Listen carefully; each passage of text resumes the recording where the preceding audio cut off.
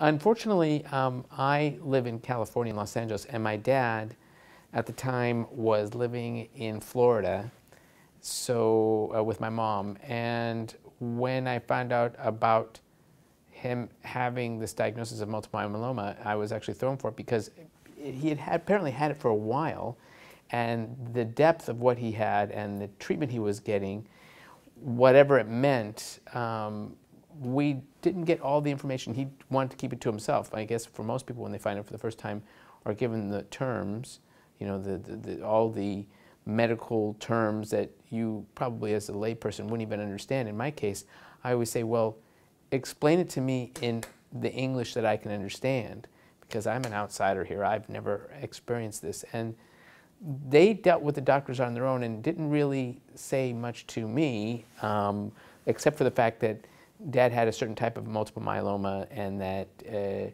there was a treatment, and I can't remember. He wasn't clear with me about it, and I didn't get the specific information. But to me, it's not all about that.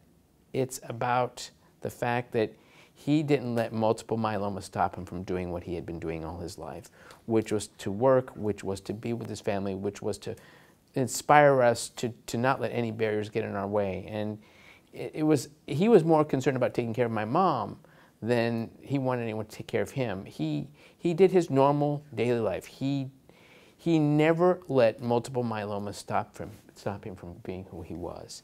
And that, I think, is the most important message that I think we can, I mean, that's what made me feel better, because I understood what he was doing, the same thing that he did for us growing up. And I understood more about his attitudes, more about his approach than the specific diagnosis, I mean, my brothers were more concerned about that. I was more concerned about how was Dad going to live on a day-to-day basis. I wanted to make sure that he was comfortable. I wanted to make sure that he was taken care of, and that he wasn't allowing multiple myeloma to put him down, which I'm sure eventually it did, but that's not what it was like at the beginning for us. It was all about him and staying in touch, communicating. It was about that. That was the most important thing. It was about the person, not the disease. That was how I viewed it.